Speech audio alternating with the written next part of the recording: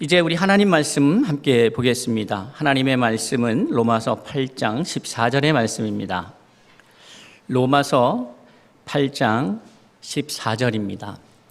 우리 한 목소리로 함께 봉독하겠습니다. 무릇 하나님의 영으로 인도함을 받는 사람은 곧 하나님의 아들이라. 아멘. 이 로마서 8장은 그러므로 이제 그리스도 예수 안에 있는 자에게는 결코 정죄함이 없다라는 말로 시작이 됩니다.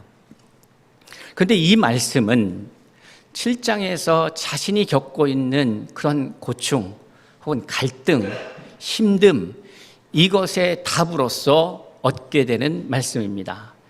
그러니까 바울은 계속해서 그 마음 가운데에 사역을 하면서 부담감이 있었습니다. 무엇인가 하면 하나님의 뜻을 알아요. 하나님의 뜻이 무엇인지 하나님의 사람 바울은 압니다. 그런데 자기 마음 가운데에 하나님이 주신 마음만 있는 것이 아니고 또 다른 마음이 있다는 것을 발견하게 됩니다. 그리고 그 마음이 계속해서 나를 힘들게 한다는 사실을 깨닫게 되는 것이죠. 그런데 여기서 매우 중요한 게 뭐냐면 어떤 사람들은 갈등 없이 살아가는 것이 그게 축복된 삶이라고 단순하게 생각하는 경향도 있는 것 같습니다. 나는 아무 걱정 없습니다. 나는 별로 욕심도 없고 나는 아무런 인간적인 또 세상적인 기대나 욕심이나 이런 것 없이 마음 편안하게 살고 있습니다. 이것이 마치 하나님이 주신 은혜의 모습이라고 여기는 경향도 있는 것 같습니다. 맞을 수도 있지만 매우 위험할 수도 있는 생각이라고 말씀드리고 싶습니다. 왜냐하면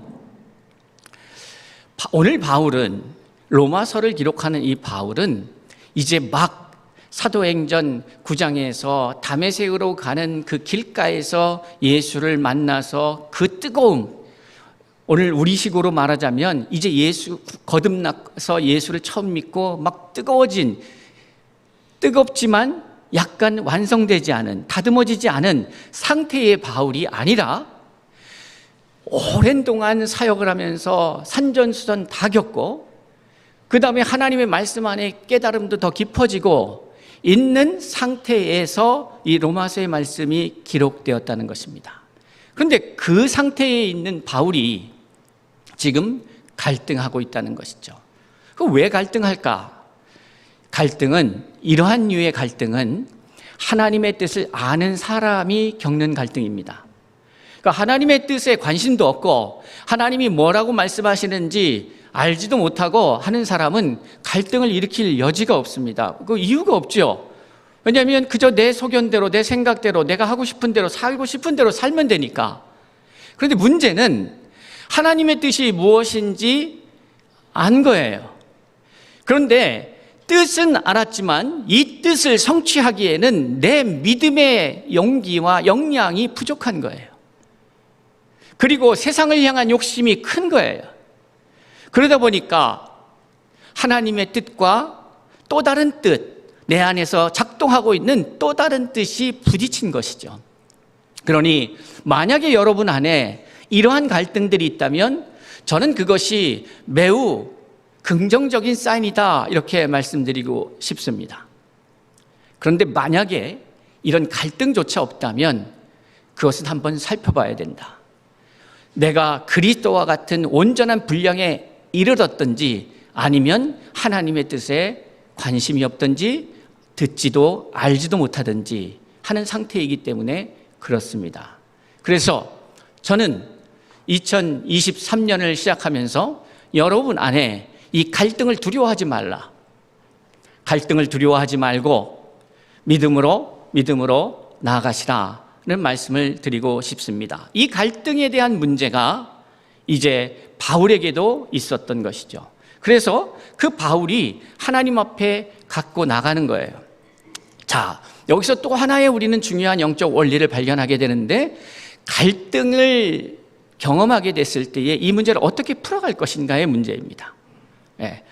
문제가 발생했을 때에 이걸 어떻게 내가 조정할 것인가? 바로 이 문제를 하나님 앞에 갖고 나가야 된다는 것이죠. 이게 단순한 이야기 같지만 우리가 근심하고 원망하고 낙담하고 이야기하고 푸념하고 하는 것은 누구나 다 합니다. 근데 이 문제를 하나님 앞에 갖고 나가는 것이 매우 중요하겠죠. 하나님 앞에 갖고 나간다는 의미는 하나님만이 이 문제의 해결자가 되신다는 믿음을 근거로 하는 것이에요. 그 믿음이 있기 때문에 그 하나님 앞에 그것을 갖고 나가는 거예요. 믿음이 없으면 하나님 앞에 이 문제를 갖고 나갈 수가 없는 것이죠. 그리고 나아가서 그저 우리 함께 기도합시다 하니까 기도하고 마는 것이 아니라, 연초에 한번 기도하고 끝내는 게 아니라 이것을 해결될 때까지 계속 내 마음 가운데 두고 하나님 앞에 묻기 시작해야 합니다. 하나님이 귀찮도록, 내가 대답하지 않으면 이거 귀찮아서 견딜 수가 없다 할 정도로 이 문제를 갖고 씨름해야 되는 것이죠. 왜냐하면 바로 이 문제가 우리가 인생을 살아가면서 수없이 반복적으로 경험하는 문제이기 때문이고, 여기에서 우리가 실패하거나 패배하면 우리는 우리 인생 자체가 실패하기 때문에 그렇습니다. 그리고 대부분 많은 사람들은 이 지점에서 실패합니다. 그러니 우리는 더 이상 반복되는 신앙생활이 아니라 일치월장 자라가는, 우리가 우리의 모습을 보면서 하나님 앞에 날마다 자라가는 그러한 은혜를 사모하며 오늘 이 갈등의 문제를 해결해야 합니다. 바울 역시 이 문제를 하나님 앞에 들고 옵니다. 그래서 하나님 앞에 부르짖습니다. 그리고 답을 얻습니다. 그러므로 이제 그리스도 예수 안에 있는 자에게는 결코 정죄함이 없나니, 이런 그리스도 예수 안에 있는 생명의 성령의 법이 죄와 사망의 법에서 너를 해방하였습니다. 이렇게 말씀해요. 자, 우리가 신앙생활하면서 조심해야 될 부분이 있습니다. 우리의 생각과 우리의 삶이 분리되는 것입니다. 그러니까 우리의 생각으로는 내가 마음으로 믿는다 이렇게 생각하고 있어요. 그런데 이것이 삶으로 실천되지 않을 때에 그 안에서 일어나는 그 괴리감이 우리를 괴롭게 하는 것이죠. 그 괴롭게 한다는 것, 아까 말씀드린 대로 갈등이 일어난다는 것, 그것은 매우 긍정적인 사인으로 받으시기 바랍니다. 그런데 문제는 이러한 갈등들을 풀어감에 있어서 이게 만성으로, 이게 급성이 돼서 갑자기 이런 생각이 들어서 이 문제를 급하게 가서 병원에서 치료받고 처방받고 막 이런 과정을 통해서 이게 해결하면 되는데, 이게 만성으로 가는 부분입니다. 그러니까 신앙생활하면서 이것이 반복되면서 그냥 늘상 다 그런 거지, 이게 신앙생활이지, 이것을 용납하기 시작하는 거예요. 그러면 어떤 일이 벌어지느냐? 한치도 앞으로 나갈 수 없는 머무는 신앙이 돼버리는 거죠. 그러면 우리는 10년, 20년, 30년, 60년, 100년을 살아도 그저 그런 인생이 돼버리는 거예요. 발전이 없고 자라감이 없는 인생이 되는 거죠. 그러면서 우리는 믿어도 별 수 없다라는 얘기를 합니다. 믿지 않으면서, 아니 그 수준의 믿음에 갇혀 있으면서 믿어도 별 수 없다고 얘기하는 거예요. 우리는 심각한 문제의 질문을 하나님 앞에 드리는 것을 주저하지 말아야 됩니다. 그것은 뭐냐 하면, 하나님의 말씀에 기록된 사람들의 삶의 모습과 내 삶의 모습의 차이를 우리는 그저 그들은 위대한 하나님의 사람이니까 그럴 수 있고 나는 부족하니까 그럴 수 없다라고 그렇게 치부해서는 안 된다는 것입니다. 성경은 그나 저와 여러분이나 동일하다고 말하는 거예요. 엘리야는 우리와 성정이 같으니로되 이렇게 말하고 있는 것이죠. 엘리야가 특별히 위대한 사람이 아니라 하나님이 이런 사람이 되었든 저런 사람이 되었든 붙잡아서 사용하시면 우리는 상상할 수 없는 그러한 삶을 살아갈 수 있다라는 사실을 수많은 성경의 인물들을 통해서 우리에게 확인해주고 있는 것입니다. 이것을 소망할 수 있기를 바라요. 하나님의 사람으로서의 삶을 소망할 수 있기를 바랍니다. 이러한 하나님 향하여 묻고 답을 얻고 하는 과정이 필요한데, 생각과 아, 그럴 것이야. 아, 그렇다고 하더라고. 아, 그렇게 믿는 것 같아. 이것은 여러분의 신앙이 아닙니다. 착각하면 안 됩니다. 왜냐하면 여러분이 손해보기 때문에 그래요. 여러분이 가장 잘 속는 것, 여러분을 가장 잘 속이는 것은 여러분 자신입니다. 여러분 자신이 여러분을 속이는 것을 방치해서는 안 됩니다. 아까 말씀드렸잖아요. 여러분 안에 두 여러분이 있다. 하나는 하나님의 음성을 듣는 여러분이 있고, 하나님의 음성과 다른, 하나님의 뜻과 다른 생각을 하는 여러분 자신이 있다는 거예요. 그런데 이 다른 생각을 하는 것, 이게 욕심이고 이게 죄의 시발점이 되었습니다. 그러니까 이 다른 생각하는 나를 용납해서는 안 되는 거죠.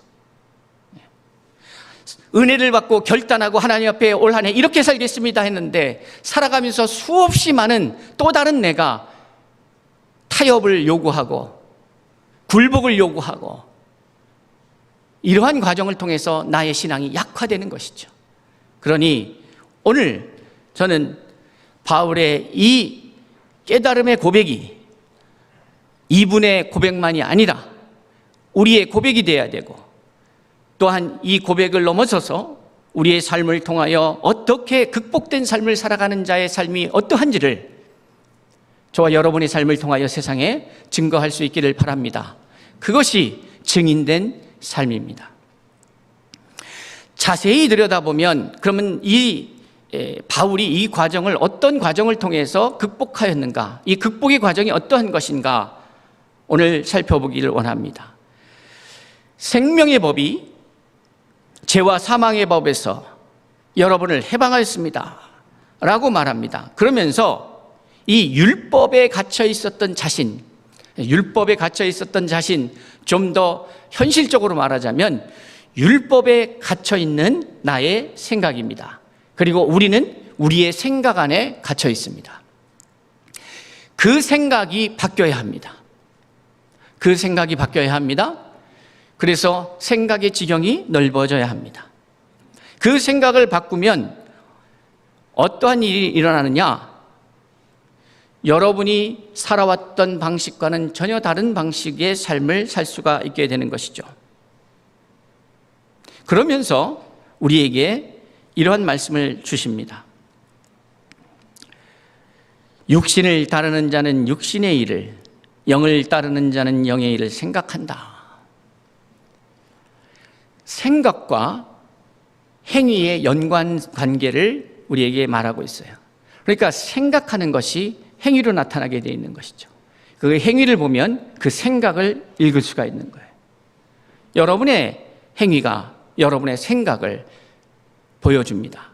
그러니까 여러분들이 여러분의 내 생각에는 이렇습니다 라고 말한다고 그것이 여러분의 생각이 아니에요. 여러분이 행하고 있는 것이 여러분의 생각입니다. 그렇게 아닌 것 같지요? 다시 말씀드립니다. 더 이 이야기를 좀 더 명확하게 하자면 여러분 안에 있는 그 두 생각 중에 이긴 생각이 행위로 나타나는 거예요. 그러니까 내가 믿음으로 이기면 믿음의 행위가 나타나는 것이고, 반대로 하나님의 뜻을 반하여 생각된 그 나의 죄인된 나의 생각이 이기면 내가 죄의 행동이 나오는 것이죠. 그럼 죄의 행동이 뭐냐? 우리는 신앙생활 하면서 도덕과 법률, 이것을 죄라고 말하는 것이 아닌 것을 알고 있습니다. 죄는 뭐냐? 성경이 말하는 죄의 정의는 하나님의 뜻에 벗어나는 겁니다. 그게 죄입니다.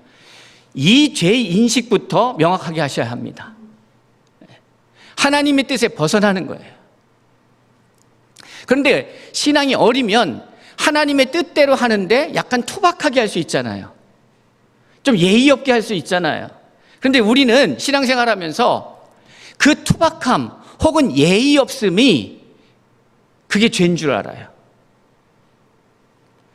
좀 아이들은 버릇없게 할 때도 있잖아요. 그렇죠? 뭐 할아버지 수염도 잡아떼잖아요. 그게 버릇없을 수는 있어요. 그런데 그것은 죄가 되지는 않는다 이 말이에요. 여러분이 하나님 앞에서 하나님의 뜻을 이뤄가는 그 방향에 있어서 부족하고 연약하여서 짓는 것은 죄라고 말하기가 쉽지 않습니다. 무슨 말이냐면 하나님의 뜻을 향해 갈 때에 하나님 편에서 보면 야, 그래도 아직 미성숙해서 그렇지 어떻게든지 내 뜻대로 살려고 몸부림치는구나 하는 모습을 보면 그걸 죄라고 말씀하시진 않는단 말이에요. 미성숙하다고 말씀하시지. 아직 네가 어리구나 이렇게 말씀하시지. 그러니까 허허 하기도 하고 때로는 그거 고치려고 야단도 치시기도 하죠. 그런데 죄라고 하는 것은 그런 미숙함이 아닙니다. 하나님의 뜻과 전혀 상관없이 너무 예의 바르고 너무 나이스하고 너무 신사적인데 너무 인격적인데 죄인이에요. 우리가 착각하면 안 돼요. 그러니 왜 하나님이 다윗을 예뻐했을까? 마음이 합한 자일까? 왜 그랬을까요? 그는 때로는 연약함 때문에 부족함 때문에 미성숙한 삶의 모습을 우리에게 보였어요. 노출시켰어요. 그런데 그의 심령에는 자신의 부족함에도 불구하고 하나님을 향하여 흔들림 없이 그 뜻을 향하여 나아가는 그 마음이 있었어요. 2023년도 우리 모든 성도들 마음 가운데에 이러한 예수를 바라보며 나아가는 마음이 풍성히 일어나기를 주의 이름으로 축원합니다. 저도 이러한 깨달음 안에 우리 성도님들을 바라보면서 이런 아버지의 마음을 품기를 원해요. 부족하구나. 아직 영글지 않았구나. 아직 미성숙하구나. 그러면 어떻게 도울까? 여러분 얼마든지 언제든지 도움을 구하십시오. 부르짖으십시오. 도움이 필요합니다. 기도해 주십시오. 그래야 합니다. 그래야 서로가 함께 성장할 수 있게 되는 것이죠. 자, 그래서 육신을 따르는 자는 육신의 일을 생각하는 거예요. 영을 따르는 자는 영의 일을 생각하는 거예요. 생각과 행위가 일치가 돼야 됩니다. 그러면 그 결과가 뭐냐? 육신의 생각의 결과는 사망이고 영의 생각은 생명과 평안이다. 이렇게 말씀하시죠. 제가 여러분에게 수없이 말씀드렸던 말씀입니다. 그러니까 생각이 새로워져야 사망에서 생명으로 옮겨지는 겁니다. 육신의 생각이 육신의 행위를 만들어내고 영의 생각이 영의 행위를 만들어내는 거예요. 자, 그러니 올 한 해 여러분들이 목표를 삼고 하나씩 우리에게 주어진 삶의 현장에서 나의 육신의 행위가 육신의 생각에서 비롯된 것을 인식하고 그걸 하나하나 바꿔갈 때에 여러분은 변화되는 거예요. 그저 마음으로 변화돼야지 백날 얘기해봐야 변화가 없습니다. 그것은 제가 말씀드리지 않아도 여러분이 이미 체험하고 있는 실상입니다. 진보를 이루고 성장을 이루는 하루하루의 삶이 되어야 합니다. 자, 그러기 위해서는 어떠한 일이 필요한가 보니까 오늘 본문의 말씀입니다. 무릇 하나님의 영으로 인도함을 받는 사람은 곧 하나님의 자녀다. 이렇게 말하고 있어요. 그러니까 하나님의 자녀는 하나님의 인도함을 받는 사람입니다. 그러니까 하나님의 인도함을 받지 않으려고 하는 사람은 하나님의 자녀의 자격이 없는 거예요. 이게 왜 중요하냐면 하나님의 자녀가 되어야 자녀의 권리가 생기는 거예요. 모든 사람이 권리를 누린다고 생각하면 안 돼요. 나의 자식이 나의 자녀이기 때문에 누릴 수 있는 권리가 있는 거예요. 우리 집에 비밀번호를 누르고 쭉 들어와서 냉장고에 있는 거 아무거나 꺼내먹고 TV도 마음대로 보고 마음대로 놀고 거기서 잠을 자고 하는 건 자녀가 되는 거지, 옆집 애가 와서 그렇게 하면 저희가 상당히 당황스럽겠죠. 그러니까 하나님의 가정, 하나님의 품 안에 들어와서 마음껏 그걸 누리기 위해서는 자녀의 권리를 행사하기 위해서는 자녀가 되어야 합니다. 이게 중요한 거예요. 그런데 우리가 머리로는 알아요. 다시 앞으로 돌아가서 머리로 나는 하나님의 자녀가 돼서 성경을 그래도 읽어보니까 하나님의 자녀에게는 이런 권세가 있대. 하나님께서 고쳐주신대. 하나님이 능력 주신대. 하나님이 먹을 것 마실 것 공급하여 주신대. 하나님이 인도하여 주신대. 그런데 왜 안 일어나는 걸까요?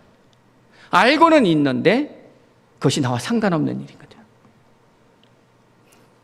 그러면 100만 년을 믿어도 소용없는 일입니다. 이제 우리가 날마다 새로워지는 심령으로 주님 앞에 나아가기 위해서 반드시 거쳐야 될 과정이 있는데 하나님의 영으로 인도함을 받는 사람이 되어야 한다는 것입니다. 여러분의 소견대로 살지 마십시오. 그 가장 피해자는 여러분입니다. 그리고 그것을 아파하시는 분은 아버지 하나님이십니다. 자녀들이 혹은 인생들이 갈 길을 몰라서 자기 뜻대로 행하다가 제 갈 길로 간다면 하나님은 슬퍼하는 것이죠. 저는 오늘 이 말씀을 함께 나누는 저와 여러분이 믿음 안에서 산다는 것이 무엇일까? 여러분의 생각이 아니라 하나님의 영으로 인도함을 받는 사람입니다. 지난해 여름부터 계속해서 우리에게 들려주시는 수요 말씀을 통해서 들려주시는 성령의 인도하심을 받는 사람의 삶, 그것은 여러분이 이해할 수도 없고 여러분이 예상할 수도 없는 그러한 삶입니다. 그것이 성경의 사도행전에 나타나는 그 인물들에게만 주어지는 특권이 아니라 그 말씀을 통해서 알 수 있는 것은 믿는 자에게 주시는 특권이라는 것입니다. 믿는 자의 특권을 한 분도 빠짐없이 누리는 한 해 될 수 있기를 바랍니다. 그러기 위해서는 여러분의 생각이 바뀌어야 되고 여러분의 생각이 하나님의 말씀으로 가득 채워져야 되고 그러다 보면 하나님 성령과의 관계가 재정립됩니다. 그리고 성령이 이끄시는 대로 나아갈 때에 이제 사람과의 관계도 재정립되게 되어 있습니다. 여러분, 영양가 없는 사람들을 만나지 마세요. 시간이 그렇게 많지 않습니다. 그저 소셜워크를 위해서, 사회적 지위를 유지하기 위해서 여러분들이 계속 그냥 일상적으로 만나는 사람들이 있지 않겠습니까? 그거 대단히 여러분의 에너지를 뺏어갑니다. 무슨 말인가? 하나님 앞에 구하면서 하나님 만나야 될 사람 이끌어 주시고 만나게 하시고 그 만남을 통하여 샘을 얻게 하시고, 네. 처음부터 당장에 그렇게 되면 좋겠는데 쉽지 않다면 하나씩 하나씩 여러분의 만남의 그 관계들을 정리하셔야 합니다.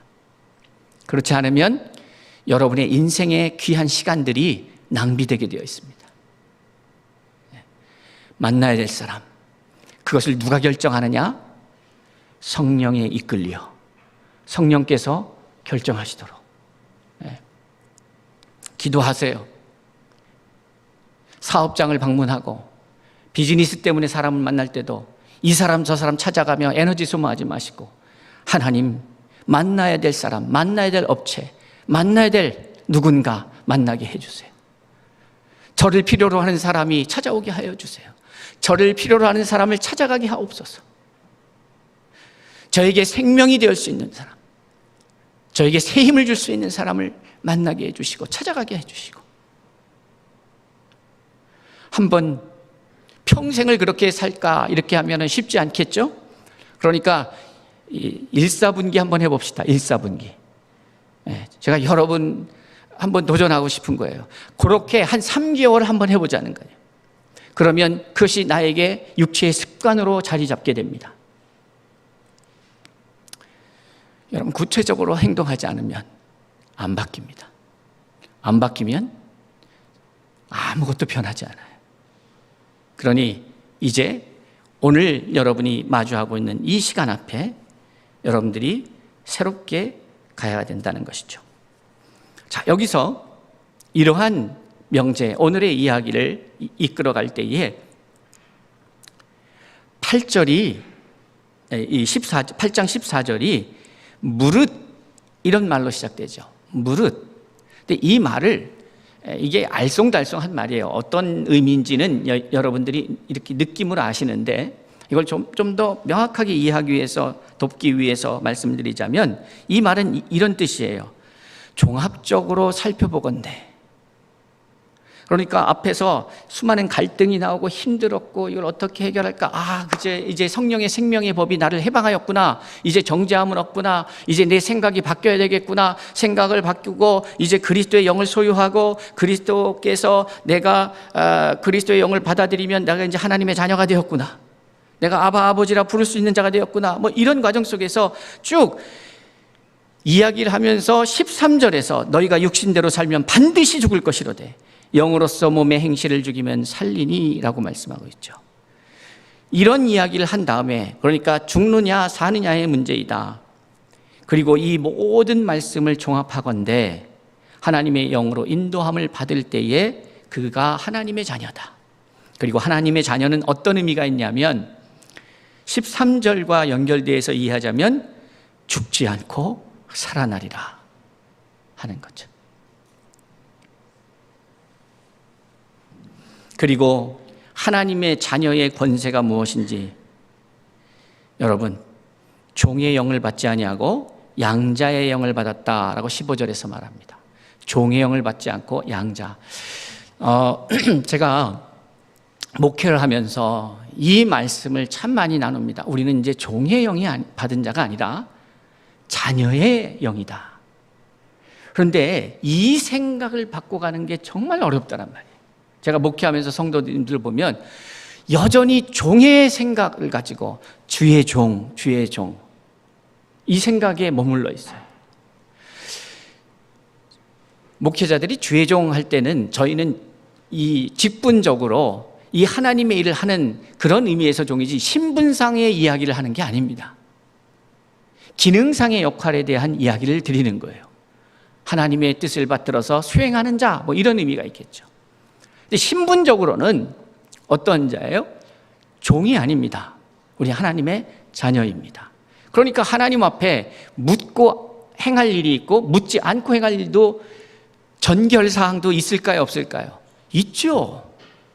왜? 이미 하나님의 아들이라고 하는 것은 하나님의 영으로 인도함을 받는 사람이라고 했잖아요.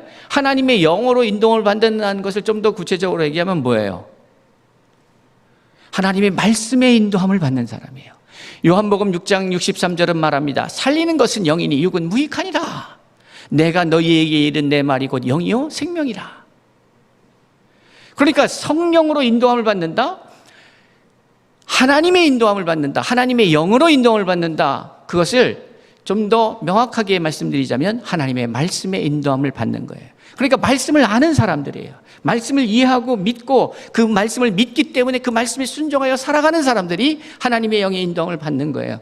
그래서 이제는 초보 단계에 있을 때에는 말씀의 인도함을 받습니다. 제가 말씀을 전하면서 서두에서 말씀드렸죠. 인도함을 받아요. 그런데 이제 성숙한 자가 되면은 그 하나님의 말씀, 하나님의 원리, 하나님의 뜻이 이제 나의 뜻, 나의 원리, 나의 삶이 되는 거예요. 그러면 내가 말씀대로 사는 것이 인도한다고 하는, 끌려간다는 하는 수동적인 의미가 아니라 능동적으로 하나님의 말씀을 이루어가는 삶이 되는 거예요. 하나님의 인도함을 받는 것을 넘어서서 하나님의 뜻을 이루어가는 삶을 사는 거죠. 그것이 하나님의 자녀예요. 그러니까 그것이 이제 하나님의 말씀이 나와 하나 되고 내 생각이 하나님의 생각이 되고 하나님의 생각이 내 생각이 되면 이제 내가 임의로 행할 때도 그 말씀 안에서 행하기에 우리가 어린아이처럼 이거 먹어도 돼요? 이거 해도 돼요? 묻지 않고 이것이 하나님 앞에서 생명의 역사를 이루어가는 삶이라면 하면 돼요. 그런데 이게 누구가 가능한 거예요? 성령의 말씀과 내가 하나 된 사람들이 가능한 거예요. 그러니까 우리는 거기까지 되어가야 하는 거예요. 계속해서 하나님 이거 해요 말아요? 이거 해요 말아요? 이거를 반복하는 게 신앙이 좋다고 생각하지 마세요. 그거를 안 하는 것도 문제지만 계속 10년, 20년, 30년 거기에 머무르는 것도 더 큰 문제다.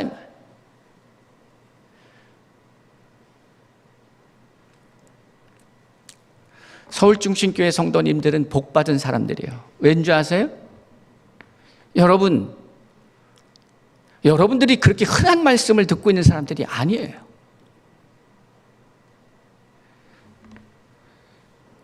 여러분들은 하나님의 말씀을 붙잡고 내 것으로 체화시켜서 이제 여러분 안에서 숙성된 여러분의 모습에 나타나는 말씀의 열매들을 여러분들이 보여야 해요.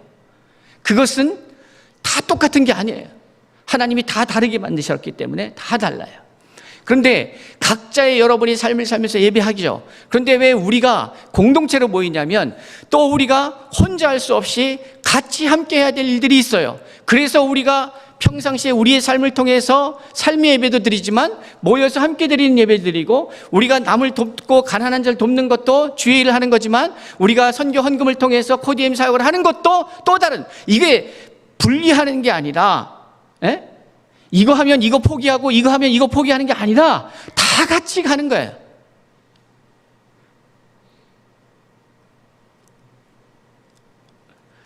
그리고 저는 하나님의 사람들을 찾습니다. 어제 송구영신 예배 때도 말씀드렸습니다. 여러분 인생에 있어서 적어도 한 번쯤은, 아니 삶이 어려워서 죽을 것 같다 이런 게 아니라 내 삶의 어떠한 상태와 상관없이 어떠한 일을 부여받았는데 이것이 내가 생명을 걸 만한 일이라는 것이 내 인생에 한 번쯤은 있어야 되지 않을까.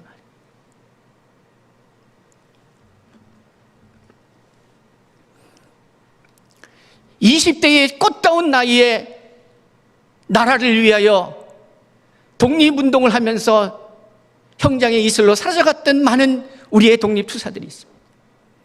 저는 그 사람들이 얼마나 행복했을까 생각해 봅니다.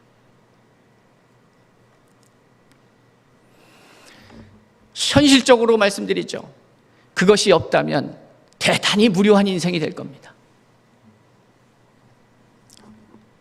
그러나 그것은 소망하는 자, 하나님 앞에서 꿈꾸는 자들이 누리는 축복입니다. 그런데 그것을 거부하시겠다면 그것은 상관없는 일이죠. 여러분의 선택이니까. 또 다른 표현을 하자면 하나님이 주신 삶의 자리에서 나는 그렇게 진실되고 성실하고 아주 간절한 마음으로 그 삶들을 이뤄내야 합니다. 어떠한 사소하다고 생각하는 일도 그저 쉽게 생각하지 마시라는 거예요. 귀한 거예요. 내가 자녀를 양육하는 것도 그저 그냥 그렇게 하는 게 아니에요. 사랑하는 성도 여러분, 저는 함께하고 있는 모든 하나님의 사람들이 하나님의 영의 인도함을 받는 하나님의 자녀의 삶을 살 수 있기를 바라요. 하나님의 자녀가 되면 여러분들이 누릴 수 있는 축복은 헤아릴 수가 없습니다. 한번 믿음으로 도전하여서 이루어 가실 수 있기를 바라요. 저는 목회를 하면서 참 아쉬울 때가 뭐냐면 헷갈리는 거예요. 우리 성도들이 없으면 하나님이 되게 불쌍한 것처럼 보여요. 그러니까 하나님을 위해서 믿어주는 건가? 아니면 나의 인생, 나의 삶을, 나의 영을 위해서 내가 간절함으로 이것을 이루어가는 삶이어야 하는가? 하나님이 나를 위해서 존재하시는 건가? 우리가 하나님께서 우리를 이 땅에 두실 때에 주셨던 그 마음들을 이해하고 온전히 살아갈 때에 우리는 우리에게 주어진 삶을 마음껏 누릴 수 있게 되는 것이죠. 그럴 때에 어떤 일이 벌어지느냐는 것이죠. 그럴 때에 성령의 열매가 맺혀집니다. 갈라디아서 5장 12절에도 보면 성령의 열매에 대한 이야기가 나옵니다. 우리가 잘 아는 것처럼 사랑과 희락과 화평과 오래 참음과 자비와 양성과 충성과 온유와 절제라는 성령의 열매가 있습니다. 그러한 성령의 열매를 여러분 돌아가셔서 한마디 한글 한글 다 묵상해 보세요. 만약에 여러분 안에 이러한 성령의 열매가 경험되어진다면 그가 얼마나 복될까를 한번 만들어 보세요. 사랑이 충만하고 날마다 일상에서 희락과 화평이 있고 어떠한 일이 있어도 견딜 수 있는 능력이 있고 오래 참음입니다. 성령의 열매가 오래 참음이라는 게 어려움이 생겼을 때에 참아야지 이게 아니에요. 모든 어려움을 견딜 수 있는 능력이에요. 이해되시죠? 참으라는 얘기가 아니에요. 성령의 열매잖아요. 이것은 참으라는 얘기가 아니라 참을 수 있는 능력을 갖게 되는 거예요. 어떠한 것도, 만약에 여러분 어떠한 것도 이길 수 있는 능력이 있다면 여러분 안에 근심은 없습니다. 염려가 사라져요. 그렇죠? 질병이 와도 내가 그것을 이길 수 있는, 견뎌낼 수 있는 힘이 있다면 그것은 두려움이 될 수가 없어요. 자비, 관계에 있어서 이 자비의 문제가, 자비가 내 안에 있다면 어떠한 관계도 이겨낼 수가 있습니다. 긍휼히 여기는 마음. 그리고 이 성령의 열매를 맺고 있는 사람은 그 사람이 복 있는 사람이죠. 나를 힘들게 하는 사람은 있을 수 있어요. 그런데 그것을 오래 참을 수 있는 능력이 있으니 아무런 데미지도 주지 않죠. 공격하는 사람은 막 화가 나고 분노가 나고 잠이 안 오고 그러지만 그 공격을 받는 나는 그것을 견딜 수 있는 힘이 날마다 새로워지고, 그래서 내 안에는 평화가 있고 화평이 있고, 그래서 누구도 사랑할 수 있고 누구에 대해서도 자비로울 수 있다면 그 사람이 복된 사람이죠. 누가 좀 못된 짓 하면은 그거 분나서 잠을 못 이룬다면 그건 내가 힘든 거죠. 하나님 앞에 충성된 자, 신실한 자, 이 얘기를 뒤집어 말하자면 하나님이 믿을 수 있는 자, 그거 얼마나 복된 자예요? 어떠한 유혹에도 넘어가지 않고 절제할 수 있다. 여러분, 이 절제, 참 이거 얼마나 아름다운 열매입니까? 절제를 못하기 때문에 그거 하지 말라는 거예요. 중독이 돼버리면 내가 거기에 사로잡히는 거니까. 술을 왜 먹지 말라는 거예요? 만약에 여러분들이 가족끼리 와인 한잔 하면서 한다, 그게 큰 죄입니까? 뭐 죽겠어요? 근데 문제가 되는 게 뭐냐면 사람들이 취하면 절제가 안 돼. 그러면 죄를 양산해내. 내가 의식이 흔들리기 시작하면 무의식 중에 죄를 짓는다 이 말이에요. 그러니 경계하라는 거예요. 여러분 안에 절제의 그 역량이 있냐 이 말이에요. 우리가 이제 새로운 차원으로 하나님께서 우리를 통하여 역사하신다면 우리도 새로운 차원의 성도가 되어야 합니다. 그러한 서울충신교회 성도들 됩시다. 그러한 코디엠교회 성도들 됩시다. 오늘 모든 성도들이 작년에 하고 다른 차원의 성도로 성장하여서 자라간 그것을 확인하는 한 해가 될 수 있기를 바랍니다. 내년도에 올해의 우리의 표제는 성령에 이끌려가는 사람입니다. 성령에 이끌려 사는 사람. 그러한 사람이 제가 되고 그러한 사람이 여러분이 될 수 있길 바라요. 그렇게 저는 목회를 하고 그 목회와 함께 더불어 합력하면서 여러분의 일상에서 그런 삶을 살아내는 우리 서울충신교회 외에 함께 예배하고 있는 모든 코디엠의 공동체들이 될 수 있기를 주의 이름으로 축복합니다. 기도하겠습니다.